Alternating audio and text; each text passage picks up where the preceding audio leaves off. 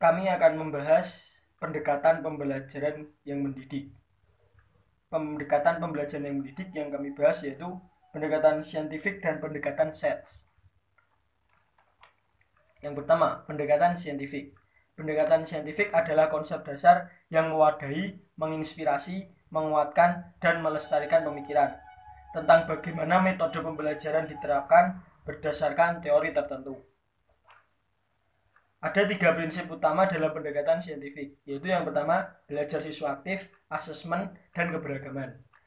Langkah-langkah pembelajaran saintifik ada 5. Yang pertama adalah mengamati, menanya, penalaran, mencoba, dan mengkomunikasikan. Kemudian tujuan dari pembelajaran dengan pendekatan saintifik yaitu yang pertama, meningkatkan kemampuan intelektual, yang kedua, meningkatkan kemampuan siswa dalam menyelesaikan suatu masalah, yang ketiga, terciptanya kondisi pembelajaran di mana siswa merasa sedang belajar, yang keempat, melatih siswa dalam mengkomunikasikan ide-idenya. Prinsip dari pembelajaran saintifik yaitu pertama, pembelajaran berpusat pada siswa. Kemudian, pembelajaran memberikan kesempatan pada siswa untuk mengasimilasi dan mengakomodasikan konsep, hukum, dan prinsip. Kemudian, pembelajaran yang mendorong terjadinya peningkatan kemampuan berpikir siswa.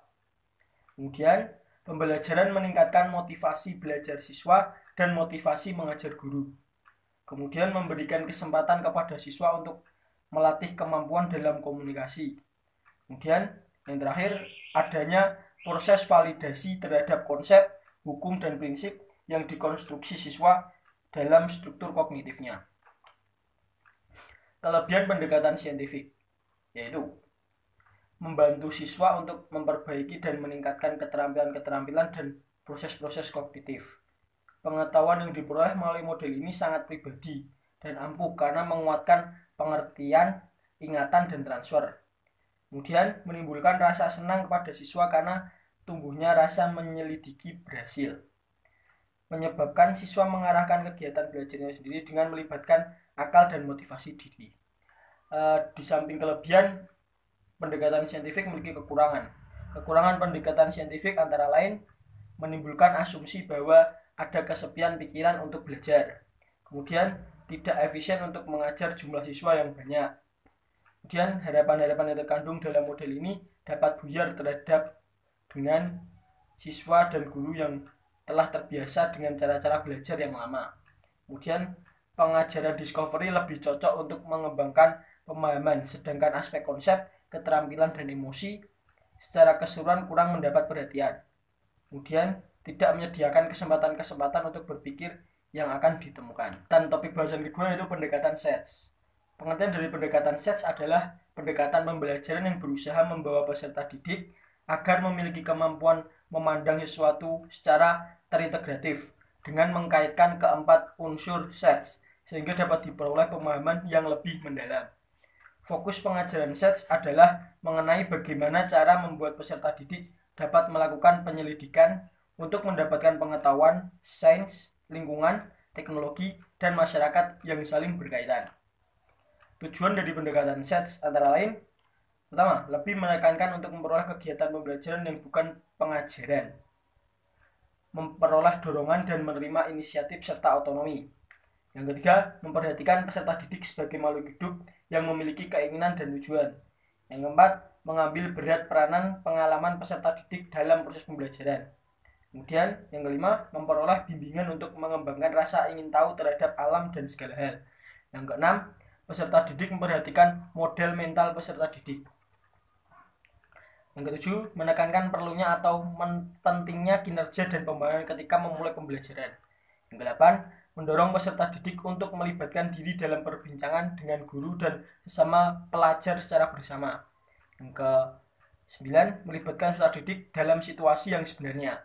Kemudian yang terakhir yaitu mempertimbangkan keyakinan dan sikap peserta didik. Ciri-ciri dari pendekatan SETS antara lain, guru tetap memberi pengajaran sains. Kemudian, siswa dibawa ke situasi untuk memanfaatkan konsep sains ke bentuk teknologi untuk kepentingan masyarakat. Kemudian, siswa diminta untuk berpikir tentang berbagai kemungkinan akibat yang terjadi dalam proses pentransferan sains tersebut ke bentuk teknologi. Kemudian siswa diminta menjelaskan keterhubungan antara unsur sains yang dibincangkan dengan unsur-unsur lain dalam sets yang mempengaruhi berbagai keterkaitan antara unsur-unsur tersebut. Kemudian yang terakhir, siswa dibawa untuk mempertimbangkan manfaat atau kerugian daripada menggunakan konsep sains tersebut bila diubah dalam bentuk teknologi. Di samping itu ada kelebihan serta kekurangan juga untuk pendekatan SETS. Untuk kelebihannya yaitu pertama, konsep fakta generalisasi diambil dari bidang ilmu tertentu dan merupakan kekhasan masing-masing bidang ilmu. Kemudian yang kedua, proses diartikan dengan bagaimana proses memperoleh konsep atau bagaimana cara memperoleh konsep dalam bidang ilmu tertentu. Kemudian yang ketiga, kreativitas mencakup 5 perilaku individu, yakni kelancaran, fleksibilitas, originalitas, elaborasi, dan sensitivitas. Kemudian yang keempat, aplikasi konsep dalam kehidupan sehari-hari. Kemudian yang kelima, sikap menyadari kebesaran Tuhan, menghargai hasil penemuan para ilmuwan, dan penemu produk teknologi peduli terhadap masyarakat. Kekurangannya yaitu yang pertama, memakan waktu lama. Kedua, bagi guru tidak mudah untuk mencari isu atau masalah pada tahap pendahuluan yang terkait dengan topik yang dibahas atau dikaji, karena hal ini memerlukan adanya wawasan luas dari guru dan melatih tanggap terhadap masalah lingkungan. Kemudian yang terakhir, guru perlu menguasai materi yang terkait dengan konsep dan proses sains yang dikaji selama proses pembelajaran. PEDIJAJI 2010. Kemudian berikutnya akan dilanjutkan oleh rekan saya. Assalamualaikum warahmatullahi wabarakatuh. Saya Gilang Zeni Wibisari akan melanjutkan presentasi dari Ahmad Bagus Fernanda.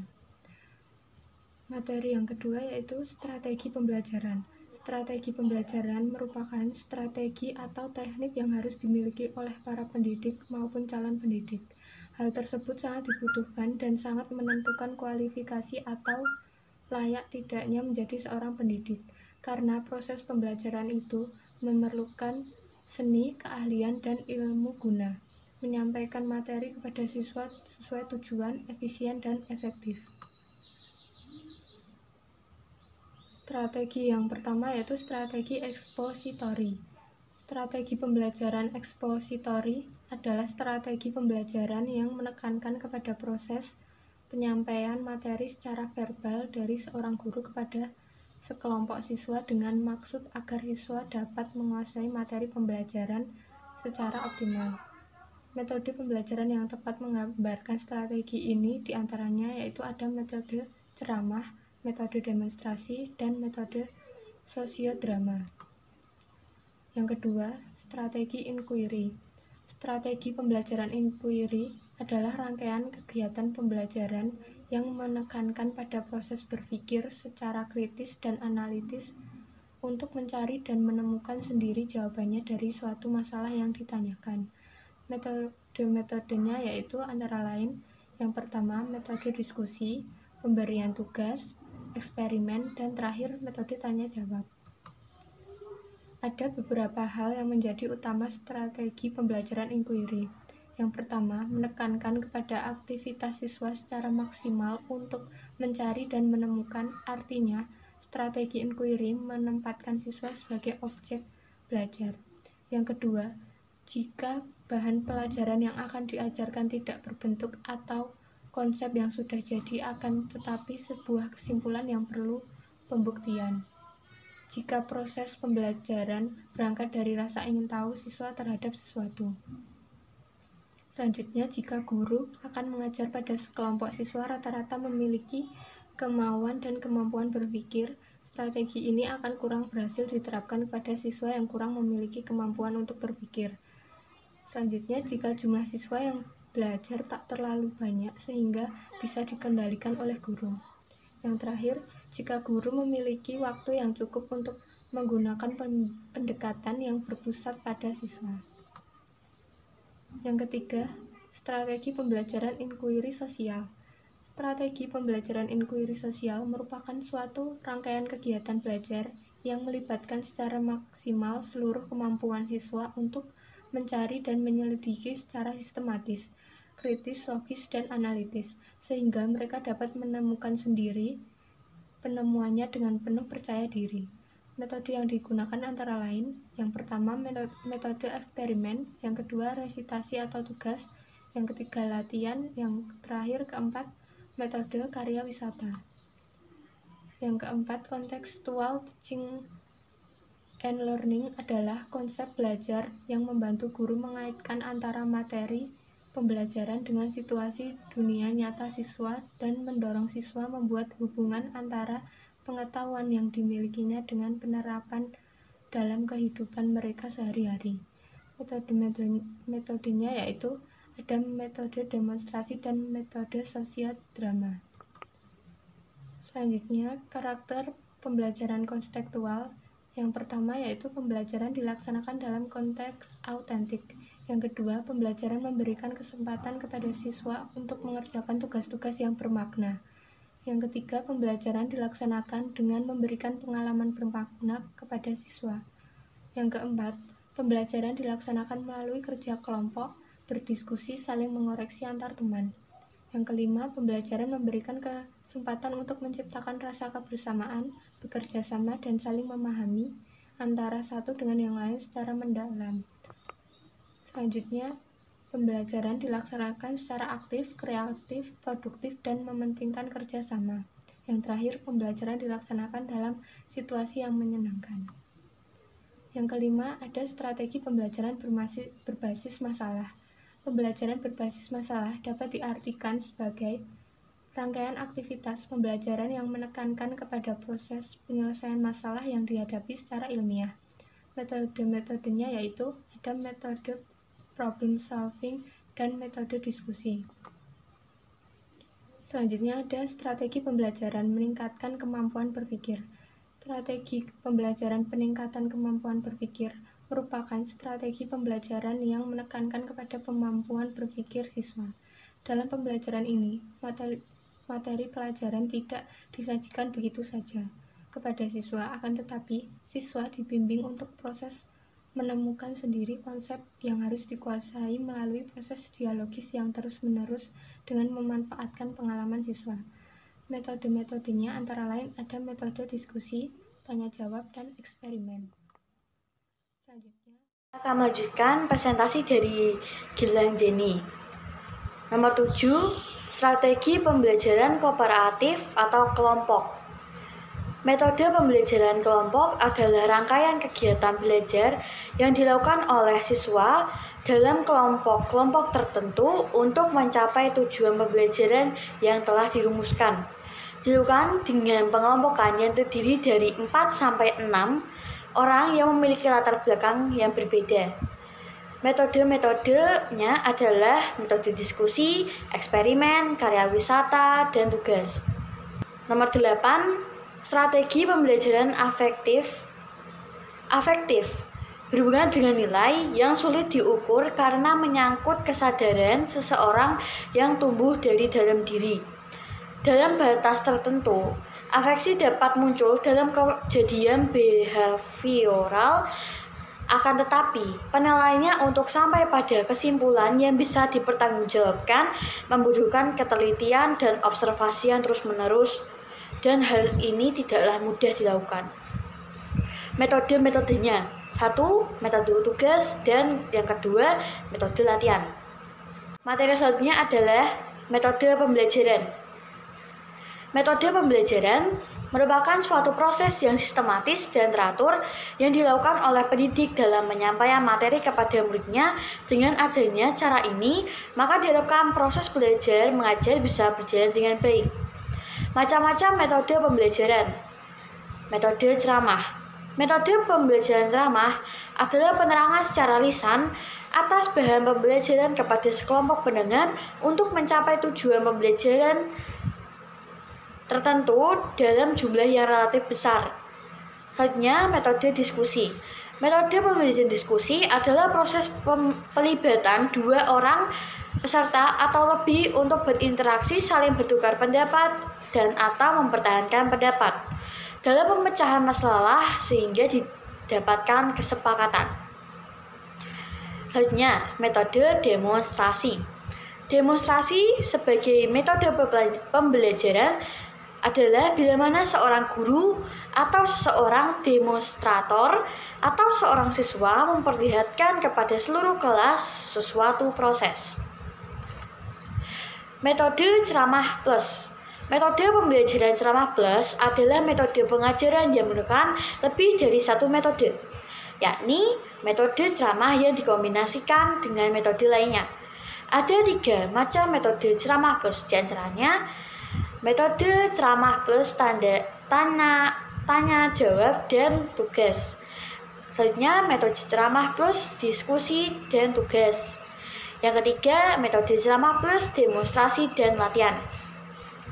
Selanjutnya, metode resitasi.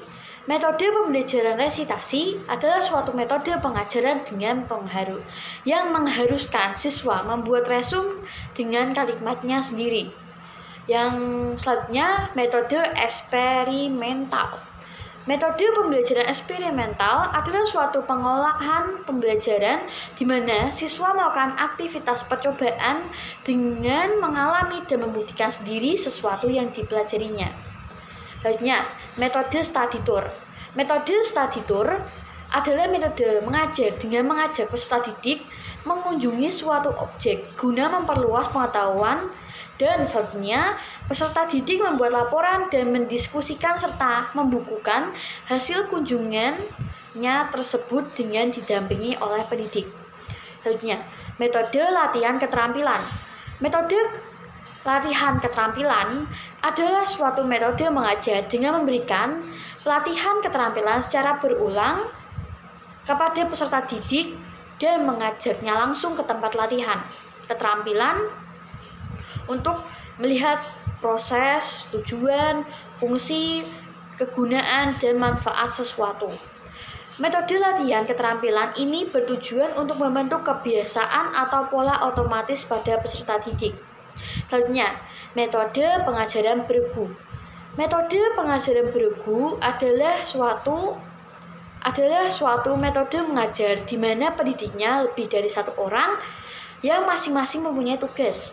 Biasanya, salah satu seorang pendidik ditunjuk sebagai koordinator. Selanjutnya, peer teaching method. Metode peer teaching sama juga dengan mengajar sama teman, yaitu suatu metode mengajar yang dibantu oleh temannya sendiri. Selanjutnya, metode pemecahan masalah atau problem solving method. Metode problem solving bukan hanya sekedar metode mengajar, tetapi juga merupakan suatu metode berpikir, sebab dalam problem solving dapat menggunakan metode-metode lainnya yang dimulai dengan mencari data sampai pada menarik kesimpulan. Yang selanjutnya, project method. Project method adalah metode perancangan adalah suatu metode mengajar dengan meminta peserta didik merancang suatu proyek yang akan diteliti oleh objek kajian. Selanjutnya, Taylor method. Taylor method yaitu suatu metode mengajar dengan menggunakan sebagian, misal ayat per ayat, kemudian disambung lagi dengan ayat lainnya yang berhubungan. Terakhir, metode global. Metode global yaitu metode mengajar di mana siswa diminta untuk membaca keseluruhan materi, kemudian siswa meresum apa yang dapat mereka serap dari materi tersebut. Sekian yang dapat kelompok 5 sampaikan. Mohon maaf jika ada kesalahan kata. Bagi kelompok 7 dan 8 silahkan bertanya. Terima kasih. Wassalamualaikum warahmatullahi wabarakatuh.